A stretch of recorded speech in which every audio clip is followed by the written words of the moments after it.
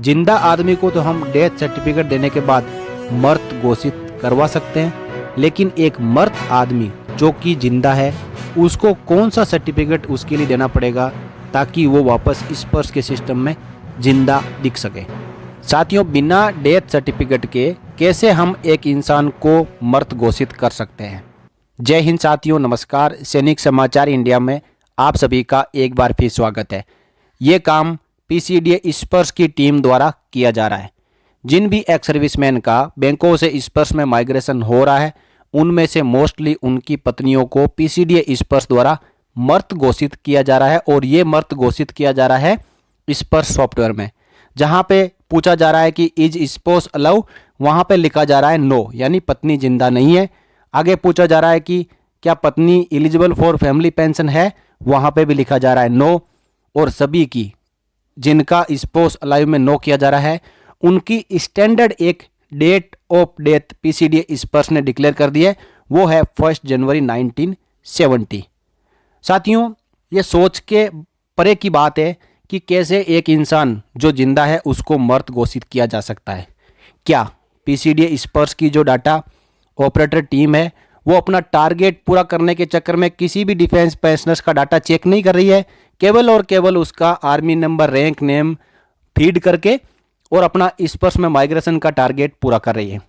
उनको टारगेट मिला हुआ है कि दिसंबर 2022 तक सभी डिफेंस पेंशनर्स का एक बार स्पर्श में माइग्रेशन कर देना है।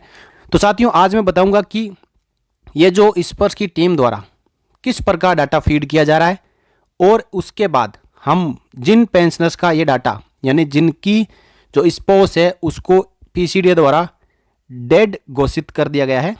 और इसके बाद साथियों, इस वीडियो के एंड में और इस वीडियो के माध्यम से हम पीसीडीए के मैनेजमेंट से एक रिक्वेस्ट करेंगे, सभी डिफेंस पेंशनर्स की ओर से रिक्वेस्ट करेंगे कि वो जो ये गलती कर रहे हैं कि जिन डिफेंस पेंशनर्स की स्पोस यानी पत्नी जिंदा होते हुए भी उसको स्पर्श में मृत दिखाया जा रहा है, उसका जिम्मेदार कौन है और इसकी जिम्मेदारी किसके ऊपर होनी चाहिए।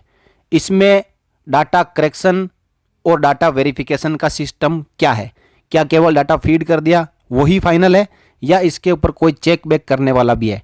तो पहले मैं आपको बताता हूं कि किस प्रकार पीसीडीए द्वारा ये गलत डिटेल फीड की जा रही है। साथियों, मैं जो आपको यहाँ पे स्क्रीन पे दिखा रहा हूँ ये एक्स सार्जेंट सुभाष चंद्र गुप्ता जी एक डिफेंस पेंशनर है और इंडियन एयरफोर्स है।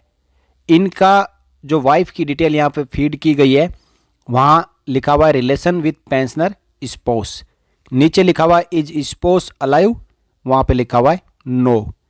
आगे लिखा हुआ है एलिजिबल फॉर फैमिली पेंशन, यहाँ पे भी लिखा हुआ है नो।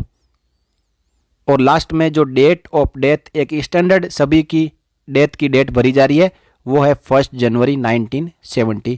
ऐसे एक पेंशनर नहीं है, एयरफोर्स के काफ़ी पेंशनर हैं जिनकी ये सेम सिचुएशन है, यानी सेम डाटा फीडिंग है।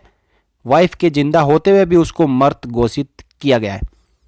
अब ऐसा ही एक मैं आपको कमेंट दिखाऊंगा जिसमें यही बात कही गई है, और उसके बाद सुभाष चंद्र जी की ओर से पीसीडीए से किए गए निवेदन को यहाँ पे मैं इस वीडियो के माध्यम से पहुंचाना चाहूँगा। देखिए, सुभाष चंद्र जी ने पीसीडीए से निवेदन किया है, sir my wife is alive, मेरी पत्नी जिंदा है, एंड इन गुड हेल्थ, और उनकी जो स्वास्थ्य है वो भी अच्छा है। उनकी जन्म तारीख 27 सितंबर 1961 है और यही जन्म तारीख ईपीपीओ में भी लिखी हुई है, और वहाँ पे उनको फैमिली पेंशन के लिए एलिजिबल दिखाया हुआ है। अब सिचुएशन ये है कि यदि मैं आज मर जाता हूँ तो मेरी वाइफ के साथ में क्या होगा, क्योंकि PCDA will say you are not alive and not eligible for family pension. जैसा कि मैंने अभी आपको डाटा में दिखाया था, इनकी वाइफ के आगे लिखा हुआ है कि वो डाइड हो चुकी है और वो फैमिली पेंशन के लिए एलिजिबल नहीं है। इन डाटा से हताश होते हुए सुभाष चंद्र जी ने पीसीडीए के साथ में कंप्लेंट किया। उस कंप्लेंट का जो जवाब आया है वो जानकर आप भी आश्चर्यचकित रह जाएंगे। उसमें कहा गया कि you contact DAV for this, यानी आप इस काम के लिए डायरेक्टरेट ऑफ एयर वेटरन्स में संपर्क करें। I have no other option to contact DAV except email contact. अब ये कह रहे हैं कि डीएवी से कॉन्टेक्ट करने का मेरे पास ईमेल के अलावा कोई जरिया नहीं है। 5 से 6 ईमेल इन्होंने डीएवी को सेंड कर दिए हैं, लेकिन डीएवी ने अभी तक कोई भी सॉल्यूशन इनको प्रोवाइड नहीं किया है। यहाँ पे साथियों पहली बात तो ये कि पीसीडीए की गलती है, तो अब डीएवी क्यों लिखना? क्या पीसीडीए के पास में डेथ सर्टिफिकेट पहुँच चुका है इनकी वाइफ का? नहीं पहुँचा है। तो पीसीडीए पूरी तरीके से जिम्मेदार है, और पीसीडीए इस वीडियो के माध्यम से सुने कि इनका डाटा सही करें, नहीं तो ये एक लीगल कॉम्प्लिकेशन बन जाएगी, और जिस कर्मचारी ने, जिस एम्प्लॉय ने इनका डाटा इनकरेक्टली फीड किया है वो उसके लिए पूरी तरीके से जिम्मेदार है। किसने अधिकार दिया इनकी वाइफ को मृत घोषित करने के लिए? और जब ये वापस पीसीडीए से संपर्क कर रहे हैं तो अब डीएवी में जाने के लिए क्यों कहा जा रहा है? डीएवी की क्या गलती है? डीएवी इनका केस क्यों भेजेगा? क्या डीएवी ने इनको डेथ सर्टिफिकेट भेजा था? नहीं भेजा था। डाटा करेक्शन पीसीडीए को ही करना पड़ेगा। अब मैं आपको इसी प्रकार की समस्या के साथ में एक कमेंट और दिखाऊंगा। देखिए, ये कमेंट किया है रमेश मिश्रा जी ने। इनका कहना है कि गलती करे कोई और भरे कोई। भारत सरकार ने अपने तरफ से एक अच्छा कदम उठाया, परंतु इसके अधीनस्थ स्पर्श एक असक्षम संस्था साबित हुई। स्पर्श ने बैंकों से पेंशनरों का मोबाइल नंबर तो ले लिया, पर आधार और पैन नंबर नहीं लिया। पता नहीं पेंशनरों का नाम स्पर्श में गलत कैसे हो जाता है। जीवन प्रमाण पत्र के लिए कठिनाइयों का सामना करना पड़ रहा है। स्पर्श ने तो कितनों के पत्नियों को ही मार डाला और मृत्यु तारीख 1 जनवरी 1970 बता डाली। वृद्ध पेंशनरों का खूब सम्मान किया जा रहा है।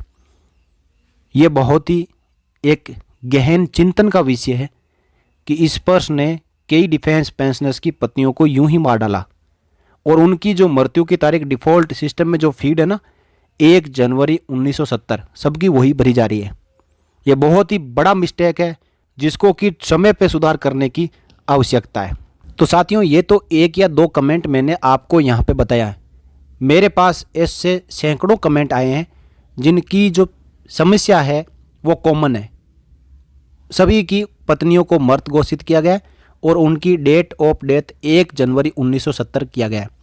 अब मैं सभी उन डिफेंस पेंशनर्स की ओर से पीसीडीए के मैनेजमेंट से यहाँ पर रिक्वेस्ट करना चाहूँगा कि कृपया जो डाटा फीडिंग की जा रही है कम से कम एक जीवित व्यक्ति को मृत घोषित ना करें। जिंदा आदमी को तो हम डेथ सर्टिफिकेट देने के बाद मृत घोषित करवा सकते हैं, लेकिन एक मृत आदमी जो कि जिंदा है उसको कौन सा सर्टिफिकेट उसके लिए देना पड़ेगा ताकि वो वापस स्पर्श के सिस्टम में जिंदा दिख सके? ये अधिकार पीसीडीए को किसने दिया है कि वो जिंदा आदमी को मृत घोषित कर दे, और वापस जब उसकी स्टेटस सही करवाने के लिए जाए तो वो बोलेंगे डीआईएवी के पास में जाओ या डीएवी के पास में जाओ या department of ex serviceman welfare के पास में जाओ या रिकॉर्ड ऑफिस के पास में जाओ। उनकी कोई गलती नहीं है, उन्होंने डाटा नहीं भेजा है, डाटा आपने बैंकों से लिया है और आप इसको गलत फीड कर रहे हो, जबकि ईपीपीओ में सभी की पत्नियों का नाम लिखा हुआ है और वो अलाइव है और एलिजिबल फॉर फैमिली पेंशन है। इस मुद्दे को गंभीरता के साथ में ले और जल्द से जल्द इसके अंदर सुधार करवाएं। इस वीडियो में इतना ही साथियों, मिलते हैं अगले वीडियो में एक और लेटेस्ट अपडेट के साथ। तब तक के लिए जय हिंद, जय भारत, वंदे मातरम।